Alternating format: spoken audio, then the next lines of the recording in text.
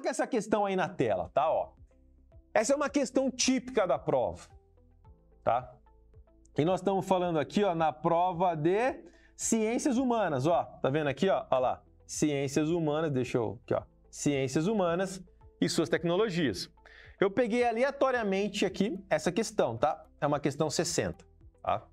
Professor, ciências humanas, eu vou ter que estudar todos os ciclos, né? Do período da história, o ciclo da cana, o ciclo do ouro. Não, se você souber minimamente esses ciclos, é importante.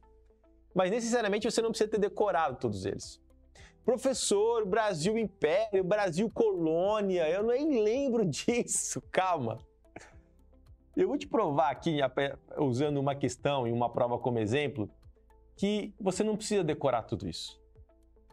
E que nesse novo formato, nessa nova prova que eu vou mostrar aqui para vocês, isso é um detalhe de verdade, tá bom? Então o que você precisa aprender a partir da análise das provas? Preste muita atenção aqui, tá? Se você já me segue há algum tempo aqui, se você já fez a prova anterior, com certeza você já sabe o que eu vou falar. Isso vai servir não só para você retomar os conteúdos, mas para você aprender a fazer outras provas de concurso, quem sabe você quer um vestibular. Tudo que você vai aprender aqui, meu filho, não é só para tirar o ensino médio. Tem uma galera aqui que o que aprende com a gente, usa na faculdade, usa no concurso e manda super bem e fala que nunca aprendeu como foi ensinado aqui, tá? Primeira coisa básica que você nunca pode esquecer é que todas as questões elas têm essa divisão básica, ó. Todas as alternativas elas são formadas de 3 estruturas básicas. Então podemos chamar aqui a primeira, a segunda e a terceira estrutura, tá vendo? São 3 estruturinhas básicas. Depois nós vamos detalhar isso aqui mais, tá? Na semana que vem, ó, tá vendo? Isso aqui você tem que começar a olhar de forma independente, né? Uma coisa que é o enunciado, só vou colocar o E, outra coisa é o texto e outra coisa são as alternativas. Ah, professor, eu olhava tudo como uma coisa só. Não dá certo. Primeira coisa é que você começar a identificar que existe, né, uma estrutura bem definida aqui, que são 3 elementos básicos, tá? Então aqui nós temos o primeiro, nós temos o segundo e a terceira estrutura. Todas as questões que você precisa acertar na prova, eu vou deixar gravado isso aqui para você, tá? Depois você me cobra. Todas as questões, sem exceção, que você precisa acertar para você passar e receber o seu diploma do ensino médio, na prova de português, na prova de humanas e na prova de ciências da natureza, todas as respostas estão aqui, no texto. Você precisa apenas saber ler e interpretar. E mais do que isso, precisa apenas identificar essas questões. E existe uma lista de questões muito bem definidas, que basta você olhar para essa lista de questões, conseguir interpretar o que a prova está te dando para que você consiga chegar na questão certa. Faz sentido para você? É muito chocante ouvir isso ou não? Professor, mas e os conteúdos? Eu estou dizendo que tudo que você precisa é isso. Bora lá então, ó. Nós vamos começar aqui, ó. Nós vamos começar por esse carinha aqui do meio, tá? Então vamos ler bem ele rápido para você entender isso aqui, ó. Para reduzir esse problema ambiental, que problema ambiental é esse? Não sei. Mas esse carinha já está dizendo, existe um problema ambiental que está onde? Que está aqui no texto, tá? Eu vou te explicar e já já você vai começar a entender isso sozinho. Então, para reduzir esse problema, esse está onde? No texto, tá? Ambiental. Uma ação que deve ser tomada pelos gestores públicos existe uma ação, existe alguma coisa que deve ser feita por um gestor público. Que coisa é essa? Professor, você nem leu o texto? Não, eu não leio o texto. De primeiro, não. Primeiro eu leio o enunciado. Se você não sabia o nome dele, esse carinha do meio chama enunciado. E aí eu entendo bem o enunciado. E eu entendo bem o que ele está perguntando para mim. E aí eu vou ler o textinho agora. Depois que eu entendi exatamente o que ele quer, para eu realmente compreender. E que eu tô dizendo e afirmando para você que todas as questões que você precisa acertar para receber o seu diploma de ensino médio, as respostas estão aqui. Talvez simplesmente você não recebeu o treino para conseguir extrair essas respostas. Só isso que está faltando, né, para você pegar o seu diploma de ensino médio. Fechou? Então existe um problema ambiental, existe uma ação que deve ser feita para reduzir esse problema, e essa ação deve ser feita por quem? Por um gestor público. Uau! Eu sei exatamente o que a questão está pedindo para mim. E agora eu vou ler o texto para tentar extrair essas respostas. Fechou? Bora lá então. A eutrofização. Professor, não tem nem noção o que é isso, nem eu. Qual que é o problema disso? Nenhum. A eutrofização é um fenômeno indesejável que ocorre principalmente em rios, lagos e represas. Consiste na poluição da água, esse D aqui eu acho que está errado, tá? Poluição da água devido a acúmulo de materiais orgânicos nos ambientes aquáticos. Ponto final.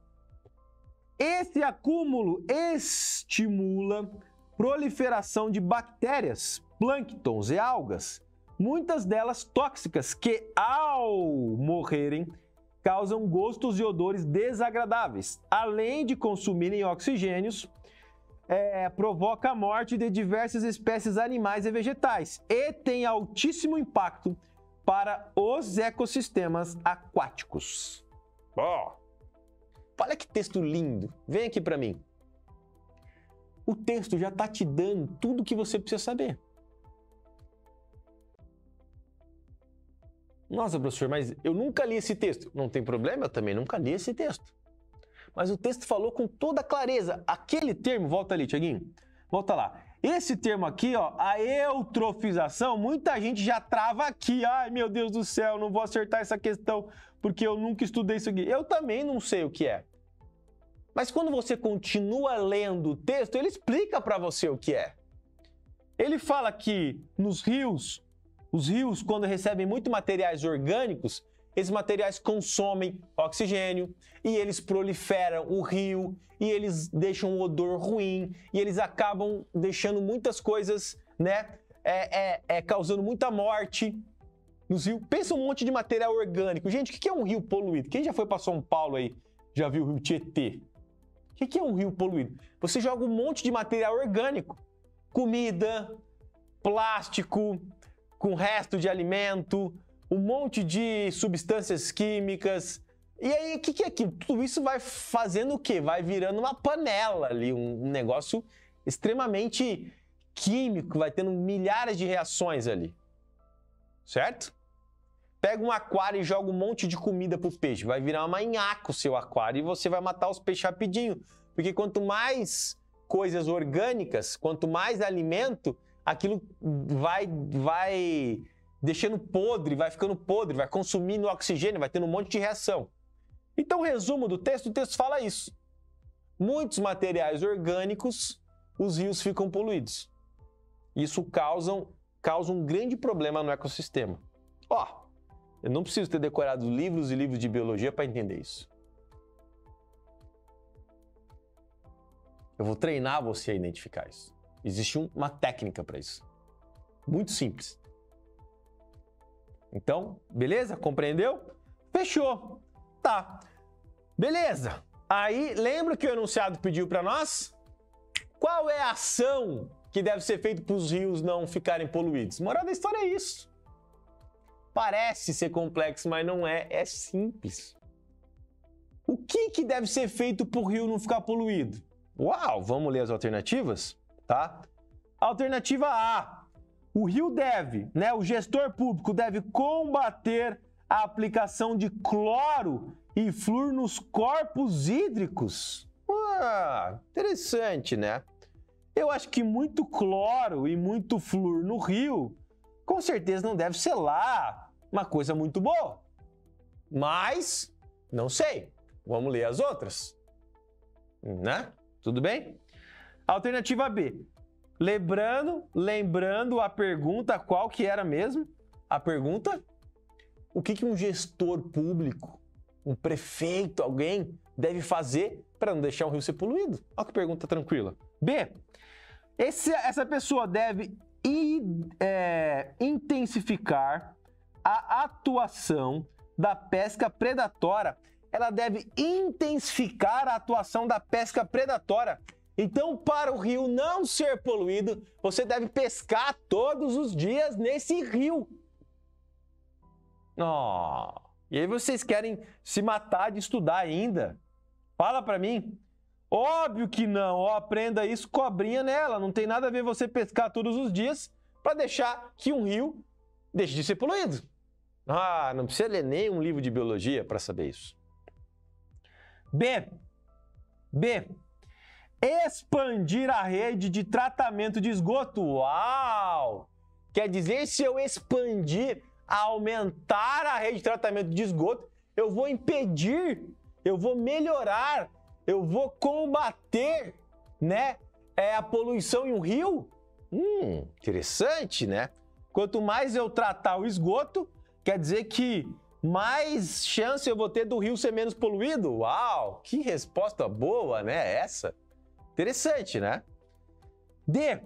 Proibir o uso de defensivos agrícolas. Proibir. Agora vai uma dica de ouro, meu querido. Vem aqui comigo.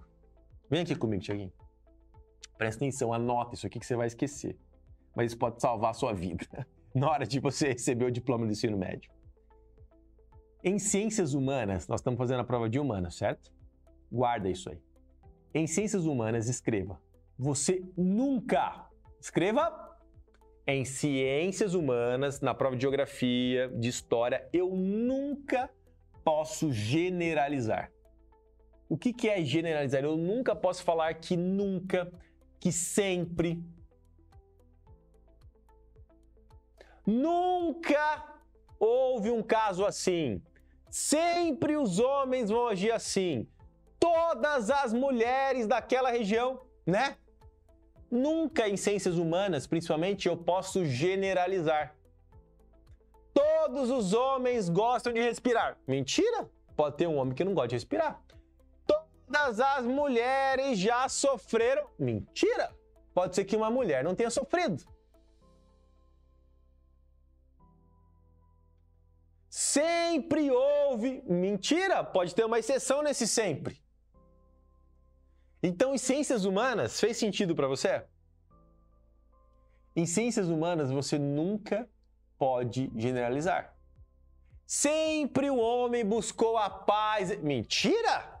Teve vários homens que buscaram a guerra. Sempre o homem quis combater a pobreza. Mentira! Tem sempre um maluco que quer gerar pobreza. Vocês entenderam? Como em ciências humanas, você nunca pode falar que todo mundo pensa alguma coisa. Por mais básico que isso seja, porque sempre tem um maluco que pode pensar diferente de você. Então, volta ali para a questão, ó. Por que eu estou falando isso?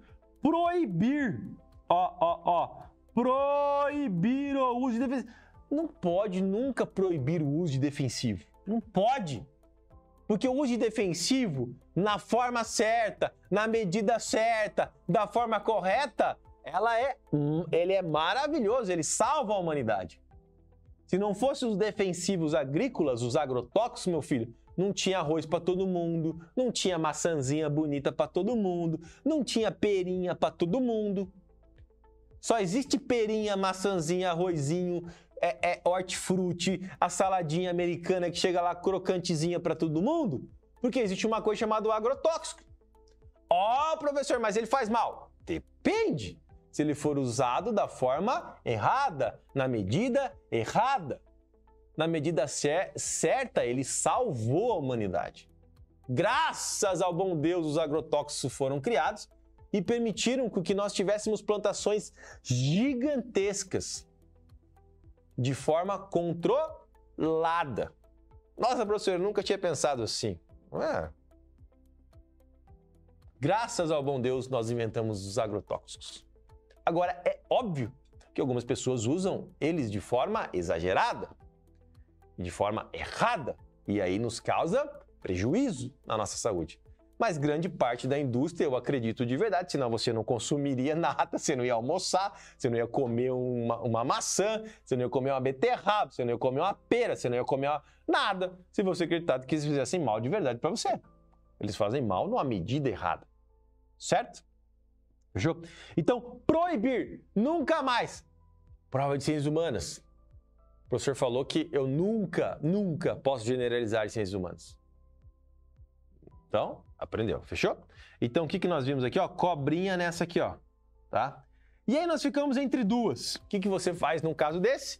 Primeira coisa, essa escolha entre A e C é maravilhosa, porque você ficou entre duas alternativas. Então, quer dizer que você ficou em apenas, você já tem agora 50% de margem de acerto, porque você ficou entre a A e entre a C. Olha que maravilha. Se você acertar 50% da prova, você passa com certeza absoluta. E eu te garanto isso. Então, se você ficou entre duas alternativas, uau! Você já está super bem.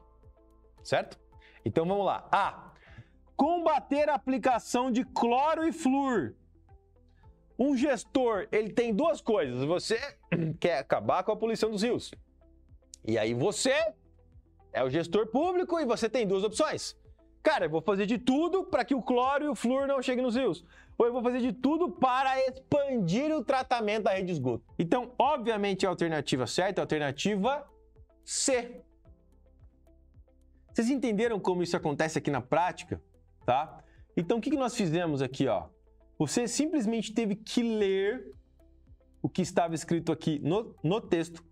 Você compreendeu bem o que a questão estava pedindo e você foi lendo alternativa por alternativa e achando a resposta certa. Agora vem aqui para mim de novo. E aí tem uma coisa mágica em tudo isso. Você não precisou ler um livro inteiro de biologia. Você não precisou parar a sua vida. E quando você ler exatamente como eu li aqui, vai ficar muito mais claro para você.